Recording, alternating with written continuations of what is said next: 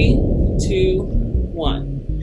Hey! Welcome, sentient beings. I'm Shamika. And I'm Jess, and we are Sci-Fi in real life. That's right. This is the show that uses science fiction stories to help us talk about contemporary tech issues. And today is no different, except that it's a little different. We have a special guest host. That's right. Casey Fiesler is an assistant professor in the Department of Information Science and Computer Science by courtesy at the University of Colorado at Boulder. Armed with a PhD in human-centered computing from Georgia Tech and a JD from Vanderbilt Law School, she primarily researches social computing, law, ethics, and fan communities, occasionally all at the same time. She's also Jess and Mai's PhD advisor. And it looks like she's ready to join us, so why don't we let her on in? All right. Hey! Welcome! Hi, good morning. Good morning. Welcome to the Zoom call.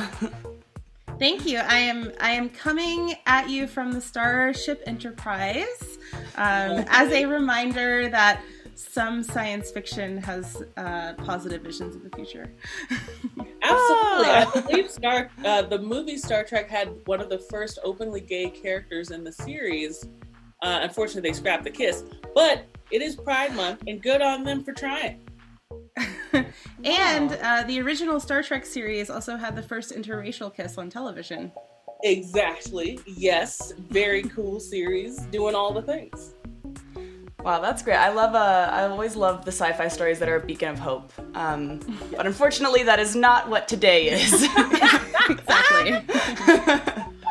So today's sci-fi story is actually a collection of stories. It is the series Black Mirror.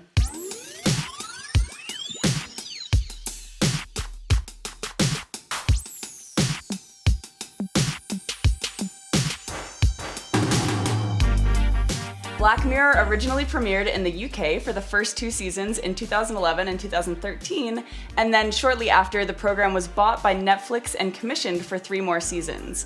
Each episode is usually set in the near future or an alternative present, and it is standalone. So this means each episode features new characters, new settings, and a new story. The stories examine modern society, especially in regards to the unintended consequences of new technology. And for today's show, we aren't going to cover every single episode in the entire series, so we are just going to focus on 4 specific episodes from Black Mirror. Number 1 is Season 1, Episode 3, The Entire History of You. In the near future, everyone has access to a memory implant that records everything humans do, see, and hear. Number 2, Season 2, Episode 1, Be Right Back. A new service that lets people stay in touch with the deceased, lets a grieving woman reconnect with her late partner. Season 3, Episode 1 is our 3rd episode. This is Nosedive, one of the more famous episodes.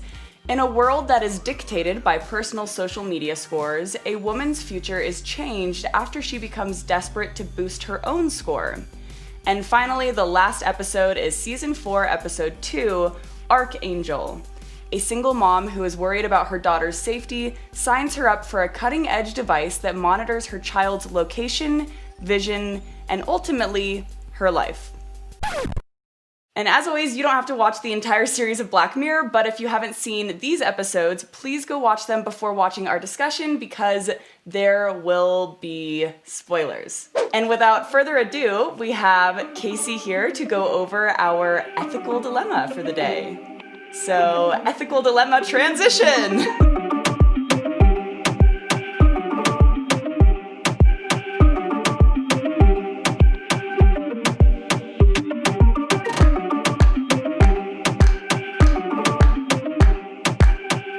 All right, great. So as Jess said, we're talking about a few specific episodes of Black Mirror. And I picked these for a very particular reason because these are episodes that I use in teaching. I teach a technology ethics class at CU Boulder, and I've actually also used this exercise and Black Mirror in teaching in other kinds of classes, technical classes like data science or information visualization. The reason that Black Mirror works so well for thinking about the unintended consequences of technology is that it takes a current technology and pushes it just a step further to show the things that could happen in a worst case scenario.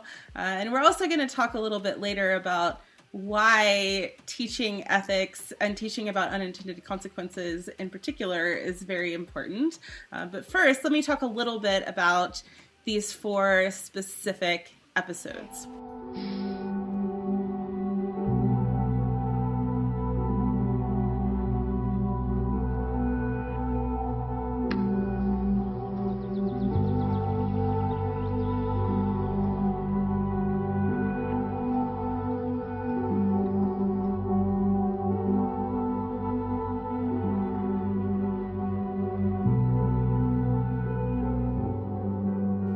So the first one, Entire History of You. Imagine, or go back in time a few years ago to when Google Glass launched. For those of you who remember this, it felt a little bit like a flash in the pan. It didn't go particularly well, and it wasn't around for very long. And one of the reasons was that our social norms were just not set up for this kind of technology, which was basically the ability for someone to record the world around them all the time, and in particular without people knowing about it.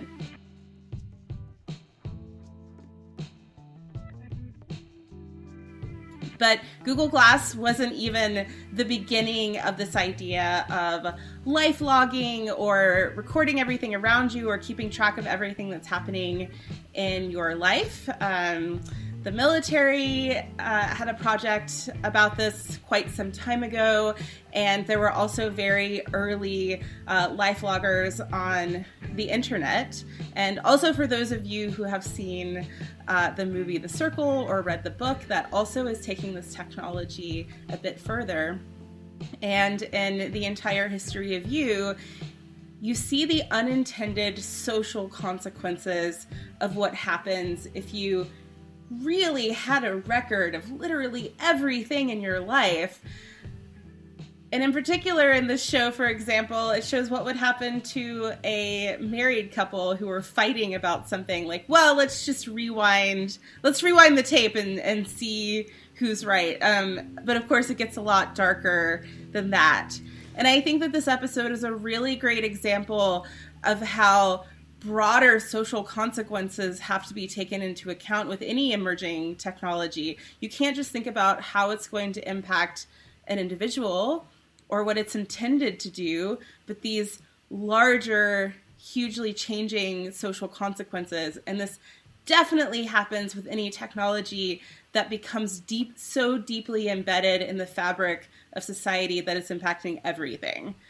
Facebook, I think, is a great example of that right now. Yeah. So the next episode is from season 2, and it's called Be Right Back. Yeah, well, you aren't you, are you? That's another difficult one, to be honest with you. You're just a few ripples of you.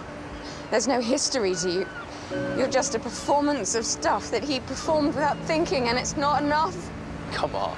I aim to please. Aim to jump, just do it. Okay. If you're absolutely sure. This episode I actually use in a more complicated teaching exercise that I'll talk about in a minute. And it's based on the idea that someone could keep living after they're dead by way of their communication patterns. And in the episode, this starts off in a slippery slope kind of way. Just a chatbot to start. And then, of course, by the end of the episode, we have this entirely realistic, looks exactly like a person robot. Now, we're very, very far from that kind of technology, I think. But the first stage of the technology that's presented in the episode is actually right around the corner, if not already here. So there has been a lot of research around post-mortem data, digital immortality. Some of this is happening in our very own department here at CU Boulder with my colleague Jed Brubaker. And he's actually the one who told me about a startup from a number of years ago where their tagline was, "When your heart stops beating, you'll keep tweeting." It doesn't actually seem to be around anymore. Oh God, that's terrifying. Oh my word. But this idea that someone's communication patterns could be analyzed and, you know, an AI could spit out a replica of how that person communicates is certainly not outside the realm of possibility, even if the technology certainly wouldn't be as good as it is in this episode. And, you know, by the time we get to a completely realistic robot of a dead person that is integrating themselves back into a grieving person's life, it goes about as well as you would expect. This is one of those things. That seems like such a good idea. We're going to help people who are grieving without taking into account the complexity of that process and the other down the road ramifications of what would happen. When I show this episode in class, I actually use it as a way to talk about future regulation.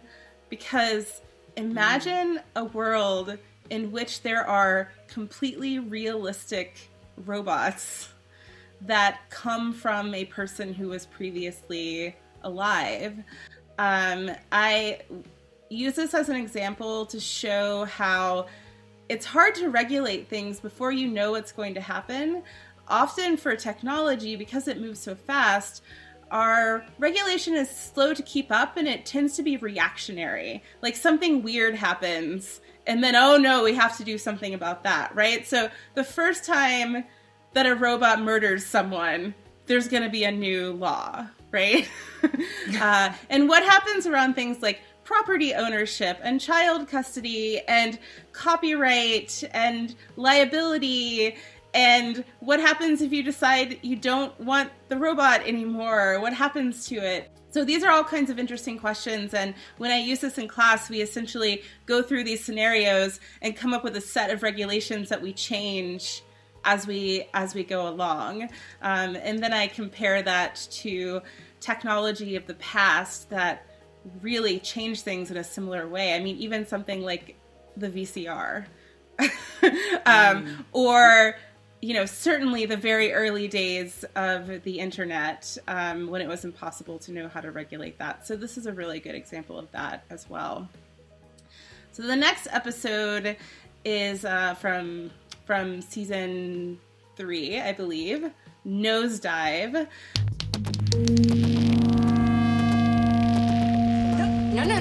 No, step away, ma'am. You've got to fucking help me! Sorry. I've called security. Oh, no, please don't do that. I'm a 5-star you? 5 stars? What's the issue here, Hannah? Intimidation and profanity. Oh, no, I was not intimidating. Don't speak, ma'am. I was just trying to... Okay, so, in order to restore calm, I'm invoking my authority as airport security to dock you 1 full ranking point as a punitive measure. This is a temporary measure. No! The score reverts to normal in 24 hours. No, but I need it now. Period. All down votes are subject to a ×2 multiplier. ×2? We recommend you avoid negative feedback at this time. I'm on double damage? Please, remove yourself from the airport immediately. I would say that this is actually the favorite episode of undergraduate students when I talk about it. I think because we're so deeply embedded with social media that this idea that, you know, whether you're getting Instagram likes could change your life resonates very strongly with young people. So in this episode, The protagonist is trying to raise essentially a sort of social credit score. The app looks a bit like Instagram. She's taking photos and then really hoping that she gets 5 stars on everyone because her overall score will go up or down. And it's impacting things in her life, like whether she can get a discount on a really fancy apartment that she wants, because people who are influencers have more credit in society. This might be taken to a very literal sense in this episode, but the overall statement there is actually quite true. Particularly when you compare this to the current social credit system in China, which is also something that's happening right now, that I suspect was an inspiration for this episode. And there are stories there where your social credit score can impact things like air travel, or where you can live, etc. Now, of course, it's not based on Instagram likes. So it's this very interesting idea to combine these two things that are currently happening: social media anxiety around presenting yourself as, you know, the ideal person so that you can get likes, and then this idea that something about your, you know, a personal score for you can be impacting things in your life. And of course, in this episode, things just go downhill very, very quickly and dramatically. Mm-hmm. So this episode also works really well for talking through things that, you know, I think that a lot of students are really thinking about, this like social media anxiety. It's also a great example of when something that, you know, was probably created by a tech company suddenly has huge social ramifications, both at a society level and an individual level. And the last episode is Archangel. Hey, lady! Sarah! I found her! Oh, God, I'm so sorry. Sarah will be part of our trial period. Response so far is just incredible. A sense of security, peace of mind. The stories we've been hearing, they are truly inspirational. It's completely safe. Sure it is, honey. Again, a parent is concerned about their child's safety, and there's a new technology where you implant something into the child where then the parent has a tablet and they can see the child's vitals. They get notifications if their heart rate goes up, or if they take a narcotic, or if they're pregnant. But also they can see a feed of what that child is seeing. And when it's, you know, and when it's a very young child, when there's this 5-year-old in this episode, it seems super useful. Like, they're able to, you know, find her if she gets lost and make sure that she, you know, isn't in danger. There's also basically a parental control, a filter that happens in the child's brain so that if something upsets her, it sort of fuzzies it out, which then has these, you know, unintended consequences of sort of desensitizing this child so that, you know, if they see, you know, things that are upsetting, they don't actually upset them, which can be bad. But then the real, you know, the real lesson here then comes when the child is a teenager, which is something that, you know, we're having a lot of conversations about right now. Spying on teenagers, you know, apps that parents can get so that they can read all of their kids' texts. So again, it's taking something that's happening right now, like, should I read my child's texts to make sure that they're not doing drugs or, you know, doing things that would get them in trouble, or to make sure that they're not, you know, meeting predators online or whatever. Taking that and then thinking, what is the next step of this technology? You know, it's plausible. What if you could actually see through the child's eyes? Like, that is, you know, a logical next step of this technology. And you might be thinking that it seems ludicrous, but there's lots of things that are, you know, happening right now that 10 years ago would have seemed completely ludicrous. Yeah. And so, again, it's another example of taking something, pushing it a little forward, and then thinking, what could happen? What would be the bad things that might happen if this technology existed?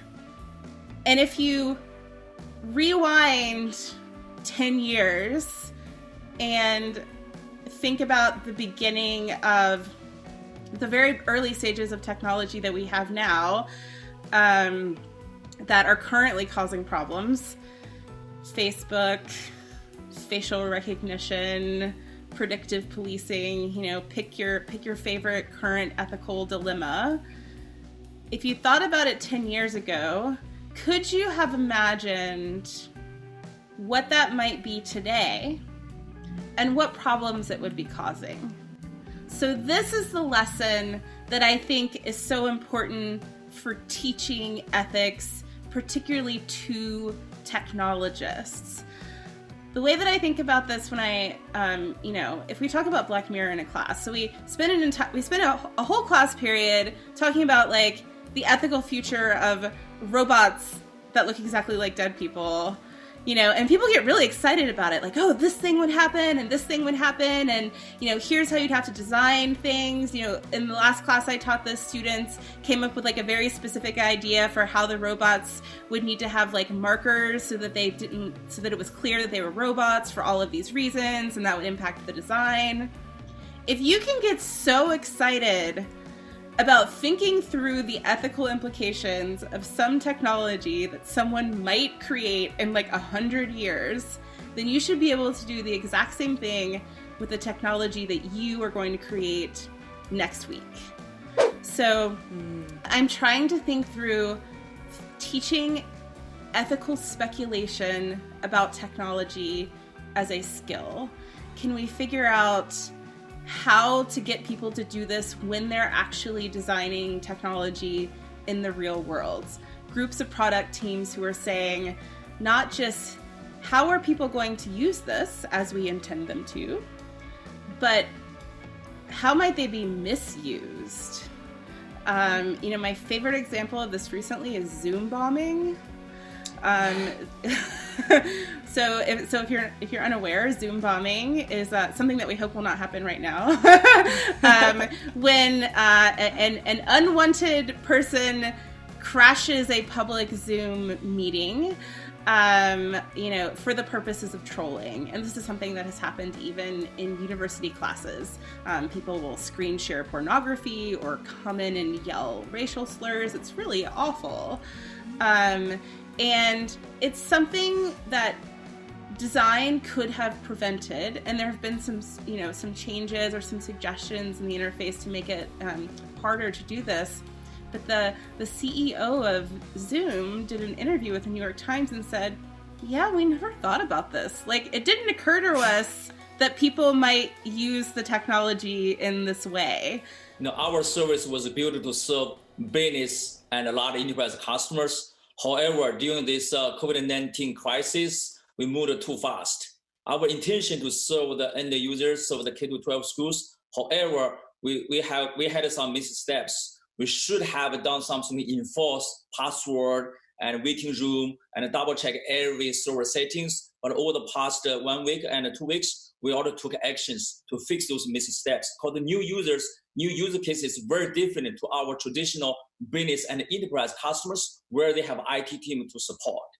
And I feel like sitting in a room and saying, here are our user personas. Trolls, abusive ex-partners, whatever it is, like, sexual predators. How would these people use our technology? And then how can we change the design so that they cannot do those things? Right. So this is something that I think we can learn from thinking about science fiction.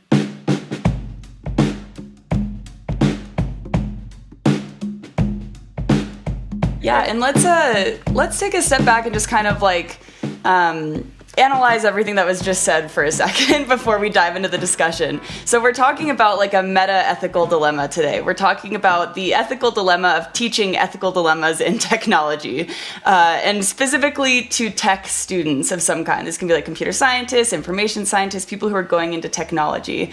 And I think something that's like really important with the framing of like this concept, this topic in terms of Black Mirror, is that Black Mirror like perfectly lends itself to do this. Even in the Wikipedia summary of the actual series, they say that one of the intentions of the series is to try to teach or inform people about the unintended consequences of technology and to get people thinking about those things. So it makes perfect sense that this would like lend itself well to a classroom of tech students who are trying to get that sort of speculative thinking going in their brain, right? Mm-hmm.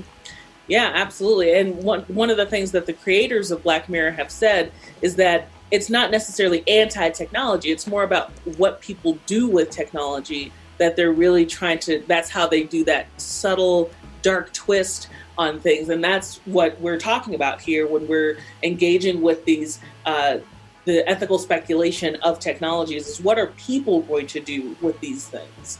And what are they going to do in harmful ways? Yeah.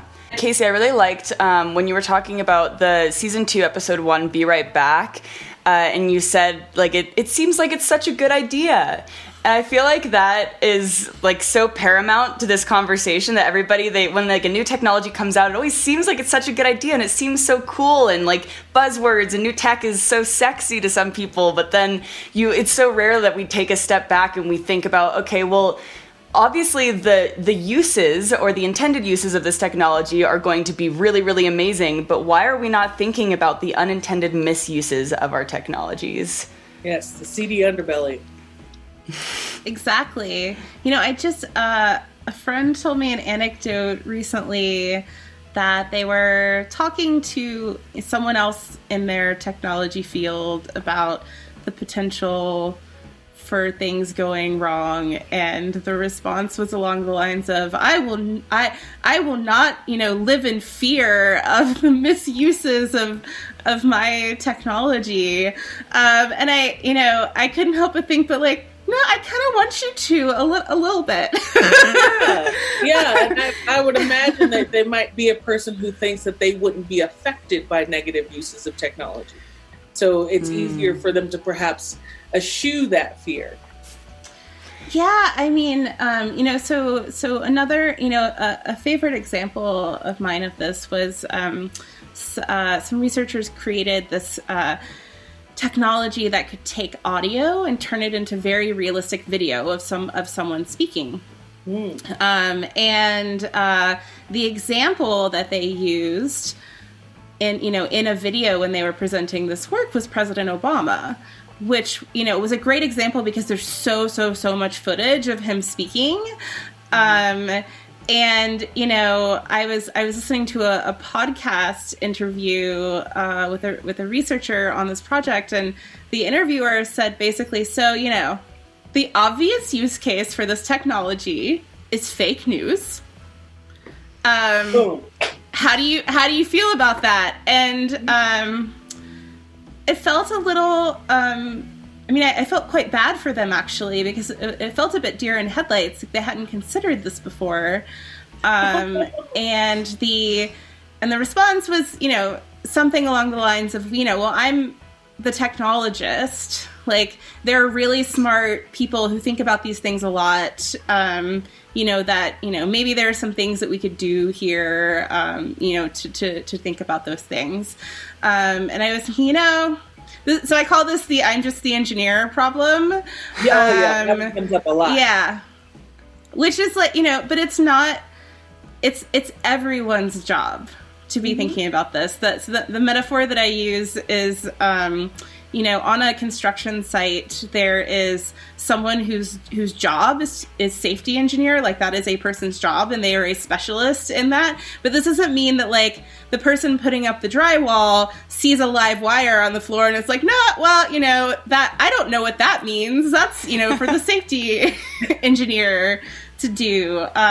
So though it's really important to have ethics specialists, you know, like the three of us are examples of that, but everyone needs to at least be able to, like, think about it, to spot issues, to help mitigate harm. Yeah, and I think that's, like, one of the great powers of science fiction too, right? And this is, like, kind of almost a meta conversation within, like, a science fiction analysis series ourselves that we're creating here. But one of the problems with, like, trying to envision the possible misuses of future technology is that people have a hard time thinking about all the possible misuses, because sometimes we just honestly have no idea, which is also one of the dangers of technology too. Now that it's progressing at such a rapid exponential pace, it's, like, hard for a human brain to fathom what could happen down the line in 10 years, 20 years, or even, like, 50 years. So that's, like, one of the beauties of science fiction is we take these concepts that seem so far-fetched and so far off, and when we apply it to, like, a modern technology, it actually isn't that far off anymore. And it allows us to kind of take a step out of our comfort zone and realize, well, the future, even in just, like, a short 10 years, might not be something that we're expecting at all, and it might be drastically different. And it's important for us to keep that frame of mind when we're thinking about the future, especially if we're creating the technologies that are going to be influencing that future.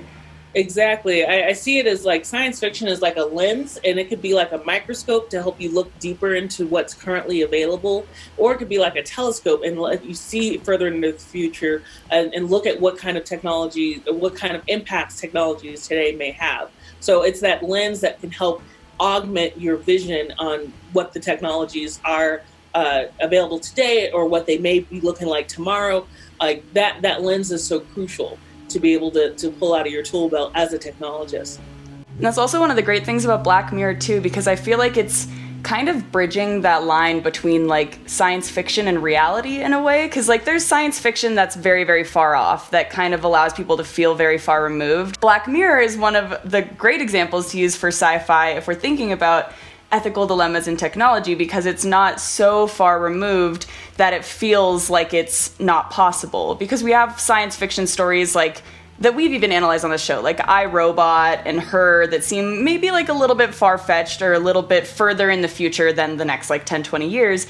But you have these episodes of Black Mirror that are kind of set in an alternative present. And so you're seeing technology, like you're saying, Casey, like the social media credit score, just like the social credit score, that's already happening in some places in the world. And when we see it in a sci-fi story on, like, Netflix and on the TV, then it kind of forces us to take a step back and think about that in the context of something that's, like, super close to us already in our life, and that's just social media in general, or the social media credit score if you are actually living in a place like China where it's already implemented. It's really close to home. Yeah, I would, you know, one of the things that I would hope is that, you know, for example, a parent sees Archangel and it makes them think, like, oh, you know, maybe it is a privacy violation for me to be reading my teenager's text. Like, could this go very wrong? Like, let me think about, you know, weighing the benefit versus the potential harm for this. It might make someone think about it a little bit differently. You know, even though it's this, you know, future technology. This is also why I think, you know, these 4 episodes in particular are really good for this. There are some episodes of Black Mirror, I'm thinking of, like, the USS McAllister, and the you know, the various episodes that use the cookie, which is, like, the, you know, someone's consciousness being, you know, got into an AI. Like, those things are super entertaining, and they're interesting to think about the ethical consequences, but they're not going to make you think as much about, like, today's technology. So I really like the super near future ones personally. So Casey, something that I'm curious about, since you've taught this in your classes before, I want to know how the students are responding to it, especially because this is probably like an introductory course for them. Like maybe they haven't taken years of computer science before taking this class. So is this something that they think is just like naturally a part of learning technology, is that you learn it alongside with ethics? Or are they kind of pushing back and saying like, oh, this isn't how you learn about technology? What are all these ethical topics we're talking about? Yeah, I mean, so the class that I teach is actually a combination of students in technical and non-technical majors. And I would say, particularly for the computer science students in the class, they tend to take it quite late. So it might be the first ethics class that they've taken after years of learning to code.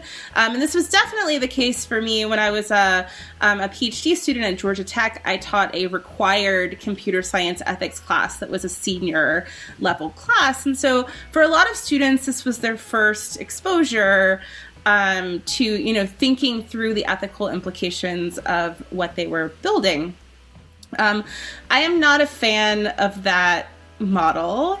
Another project that I'm working on here at CU is integrating ethics into introductory programming classes, which both of you know because you've been involved in the intro programming class in our department. So the idea is that ethics should be embedded into computing from day one. And actually, I think that using science fiction, even in early classes like that, can help to get students interested in the idea of thinking through ethical implications. And so I have a specific teaching exercise that I call the Black Mirror Writer's Room. And it's online. Anyone can use it. It's a slide deck, very, very simple. And it basically points out, these kinds of parallels in Black Mirror episodes like the ones we've discussed, and then has students write their own. Like, pick a current technology, think about what it's going to be in 5 years, then think about what the, implications are, what could happen, what's the worst case scenario. Think of, a protagonist whose story would best, show a cautionary tale, and then plot me a Black Mirror episode. And it's so fun. And also it works in any class. So, do it in an information visualization class and make it about, data visualization and lying with data and these sorts of things. Do it in a data science class and think about misuses of machine learning or predictive models. And so it can break up the class, and it's a fun way to have really important discussions. And so I love the idea of having ethics a little bit in every class as opposed to a particular one like mine. Because my class for most students is not required, so most students kind of want to be there. I want to get in front of the students who don't want to be in an ethics class. Yes, exactly. Those are the ones you got to watch out for. And this is a great time to give a shout out to Evan Peck, who you actually introduced me to, Casey, who's over at Bucknell, who's been doing some of this work too, trying to integrate ethics into introductory computer science courses. And something interesting that he said to me, and I'm curious if this has kind of also been reflected in your classroom too, although you have both technologists and non-technologist students. But since he's dealing with like just computer science students, he was saying that when I asked him what the response has been like with integrating ethics into the classroom, if students are kind of like pushing back on that, he said that actually they can't tell the difference because the students that he has, they've never taken a computer science course before. This is their first class in the computer science curriculum. And since it has ethics introduced in every single topic that they're talking about, it's like kind of embedded, like you were saying. It's not just like a one-off module or one class that they have to take. They don't know any different. And so they just assume that that's part of learning how to code and how to be a computer scientist, is thinking about the ethical dilemmas that you're going to encounter as a computer scientist when you're writing algorithms. And I think that's really interesting because if we had perhaps like taught computer scientists to think ethically through every single process of learning how to code decades ago, then maybe we wouldn't even have a show like Black Mirror. We wouldn't even have the need to think about the possible unintended consequences, because it would have just been a part of being a computer scientist. That's such a wonderful point. I mean, this is why I think it's so important to embed ethics into every computing class, but particularly at the very beginning, is because it reinforces that this is part of computer science. Like, thinking through ethics is part of the technical practice of computer science. Because if we silo it in like a standalone class that you take your senior year, then it just reinforces this idea that it's a specialization and not for everyone to do. So, there also can be classes that are very specific to science fiction. So, for example, Emmanuel Burton and Judy Goldsmith and collaborators have written a paper in Communications of the ACM called something like How to Teach Computer Ethics Through Science Fiction. And they talk specifically about a whole class that they taught that taught tech ethics through the lens of science fiction and how successful it was and how much the students loved it. And so I think that you can go quite heavy on the science fiction, or you can just incorporate it a little bit. I'm kind of somewhere in between when I teach. So the work that we're doing in intro classes is funded by the Responsible Computer Science Challenge, which is funded by Mozilla and Omidyar and some other philanthropic organizations. And there are 18 universities that are all working on different projects to embed ethics into computer science classes. And so my hope is that this becomes common, that like it no longer is weird to students to be talking about ethics in like their databases class or whatever, because it really is relevant to every class.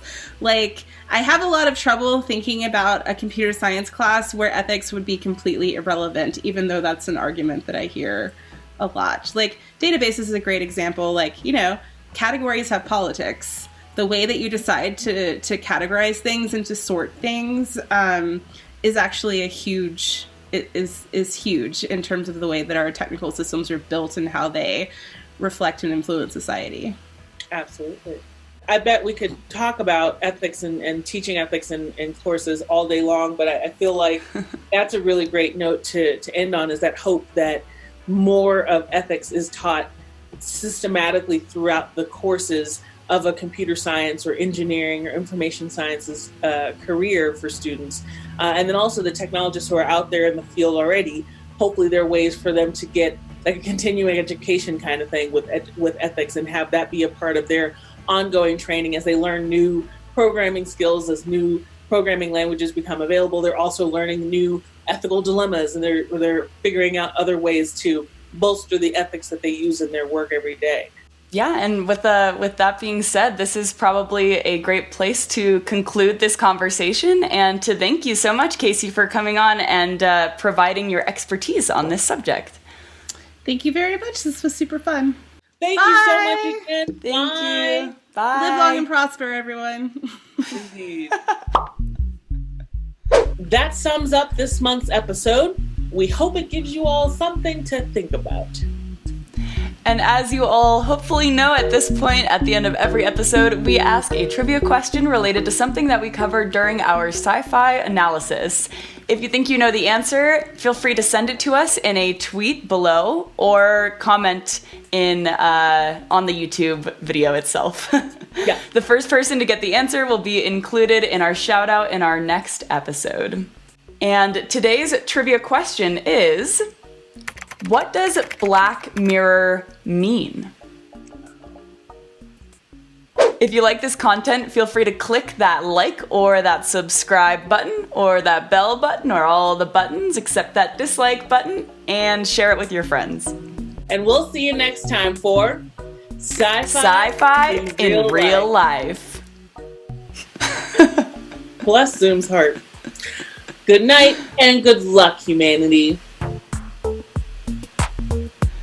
And live long and prosper.